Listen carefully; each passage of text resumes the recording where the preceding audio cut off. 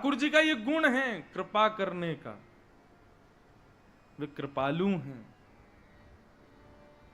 और इस गुण को जैसे मानव का किसी किसी के गुण होते हैं, वो चाह करके भी अपने उस गुण से रह नहीं पाते, ऐसे ही ठाकुर जी के अंदर सबसे विशेष गुण है कृपा का। आपको पता है जगन्नाथ भगवान कितनी देर सोते हैं? 2 घंटे। और वो 2 घंटे भी सोते नहीं हैं, वो अपनी नित्यचर्या करते हैं। श्री जगन्नाथ भगवान का मंदिर रात में कितने बजे बंद होता है ये कोई नहीं बता सकता आपको। कोई कहेगा 11 बजे, कोई कहेगा 12, कभी कभी 1 बजे तक तो मैंने दर्शन किए कितनी बार। और 3:30 बजे, सुबह 4 बजे ठाकुर जी का फिर से उत्थापन हो जाता है, बहुत जल्दी उठ जाते हैं। और ये 2-2.5 घंटे के लिए भी जो मंदिर बंद होता है उसमें भी जगन्नाथ भगवान सोते होंगे, ये संभव ही नहीं है। क्योंकि जगन्नाथ महाप्रभु अनमिष हैं। अनमिष कहते हैं, इनको कहते हैं निमिष। ये जो पलकें होती हैं इनको कहते हैं निमिष। हम सब कौन है? हम सब निमिष हैं, हम सबके पलकें हैं।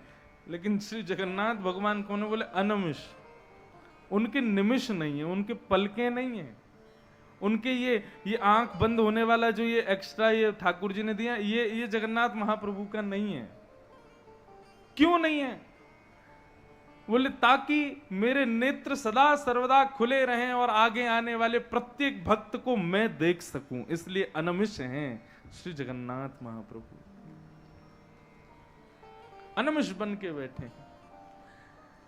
कहीं ऐसा ना हो जाए कि कोई भक्त बहुत दूर से आवे मेरा दर्शन करने के लिए और उसी समय मैं थक हार करके कहीं अपनी पलकें झपका लूं और एक क्षण के लिए जैसी मैं पलक झपकाऊं भीड़ के रेले ने वो भीड़ का रेला उसको धक्का दे दे और उसको आगे कर दे और वो मुझे देख ना पावे, वो मुझे दिख ना पावे। इसलिए ठाकुर जी अनमिष बन के बैठे हैं ताकि मेरी पलकें गिरे ही नहीं। जगन्नाथ जी के बड़े बड़े भाव हैं। अनमिष पहला भाव। जगन्नाथ जी के कान नहीं है, कानों का दर्शन नहीं होता श्री जगन्नाथ प्रभु का। आंख नहीं है, कान नहीं है, इसका मतलब ये कुछ गलत मत निकाल लेना। दर्शन नहीं होता जगन्नाथ जी के स्वरूप में, कानों का दर्शन नहीं होता।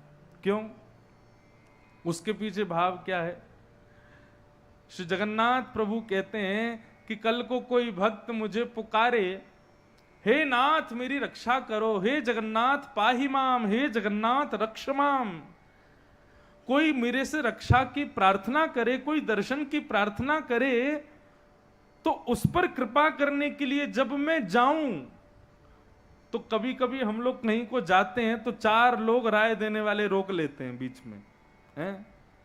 अब हम राहुल केला आ रहे थे तो 5 लोगों ने राय दी। बोले अच्छा राहुल केला जा रहे हो? बोले हाँ। अच्छा वो तो ऐसी जगह है, वहाँ के लोग तो ऐसे हैं, वहाँ तो ऐसा है, वहाँ का मौसम ऐसा है, वहाँ पर ये है वो है। तो 4-5 लोग पूछते हैं कहाँ जा रहे हो, बता दो, तो फिर राय जरूर देते। अच्छा वहाँ जा रहे हो, वहाँ के लोग तो ऐसे हैं।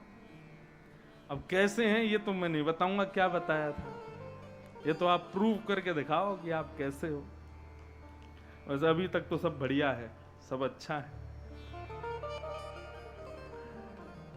तो श्री जगन्नाथ महाप्रभु जो हैं उन्होंने अपने कानों का दर्शन नहीं कराया। इसका मतलब क्या है? कल को कोई भक्त बुलावे और मैं उसकी रक्षार्थ जाऊं, कल को कोई मुझसे पूछे, बगल में सुभद्रा जी बैठी हैं, बलराम बैठे हैं, पीछे लक्ष्मी बैठी हैं, इतने सारे देवी देवता, मैं कहीं जाने लगूं और ये लोग मुझसे पूछें कहाँ जा रहे हो, तो मैं कहीं बता दूं कि भाई उस भक्त की रक्षा करने जा रहा हूं, तो फिर मुझे उसके बाद इनकी सुननी नहीं है कि ये कहें अरे वो जगह अच्छी नहीं, वो भक्त ऐसा नहीं है, वो भक्त आपके लायक नहीं है, वो स्थान आपके लायक नहीं है, कहीं ये लोग मुझे टोके ना। इसलिए जगन्नाथ भगवान ने अपने कान ही नहीं बनाए।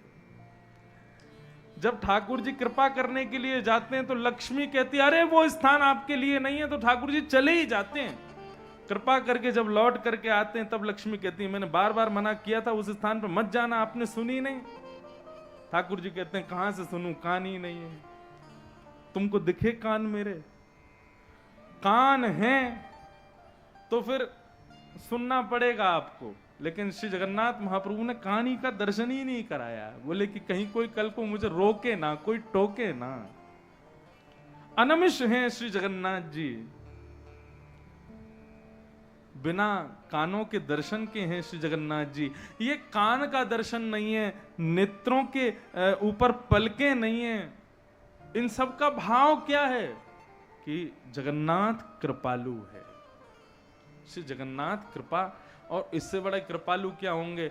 हम अपना हाथ, स्कूल में वो क्या होती थी, प्लेज होती थी, तो ऐसे हाथ करके प्लेज करते थे, और मैं भारतीय हूँ, भारतीय सब नागरिक मेरे भाई बहनें आदि आदि वो सब होता था।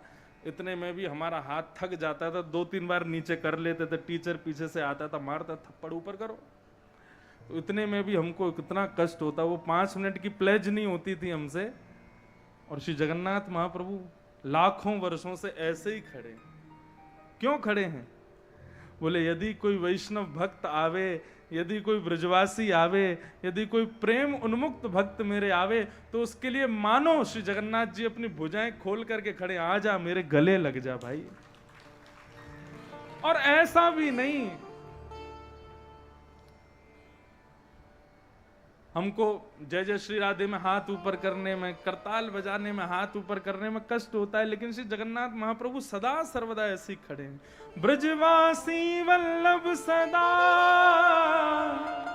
मेरे जीवन प्राण, इनको नाही बिसारी हूं,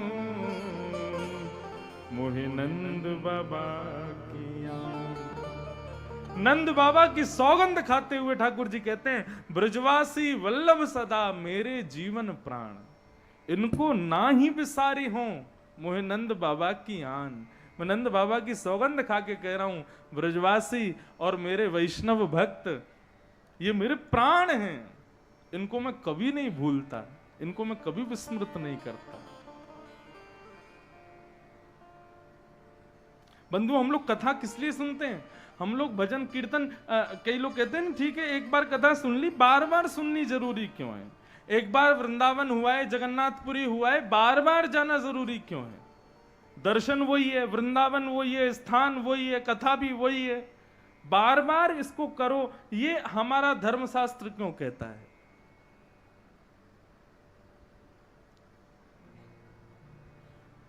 कई बार हम कथा करते हैं ना, तो कथा करते करते यदि कोई परिचित दिख जाए कथा में, तो हम उसका नाम मंच से बोल देते हैं। जैसे अब यहाँ सबका नाम तो नहीं जानता मैं, गोपाल जी हमारे मॉनिटर साहब का नाम जानते हैं बस, हैं? तो अब जैसे कोई आ जाए परिचित, तो मैंने कहा आइए विनोद जी विराजो, या कथा करते करते कभी कहते हैं विनोद जी सुनो ऐसा, तो वो आदमी इतना प्रसन्न हो जाता है, और फिर बाद में जब कथा करके जाते, महाराज जी आपको मेरा नाम याद था? मैंने कहा हाँ याद था।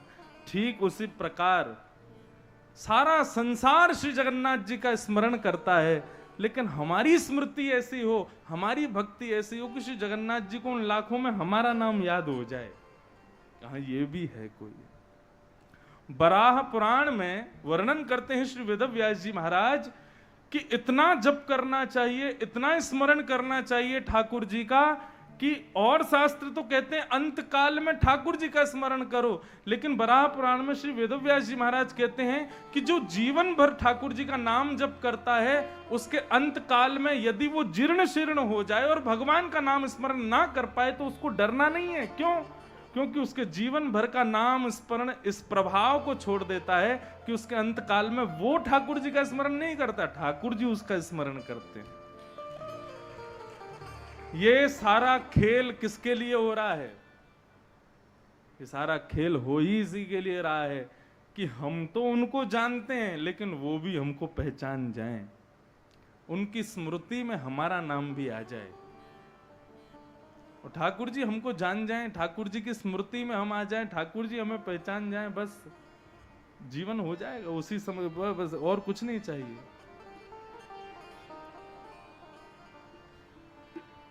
तो श्रीमद् भागवत की कथा बंधुओं किसी कामना की पूर्ति के लिए कभी मत कराना।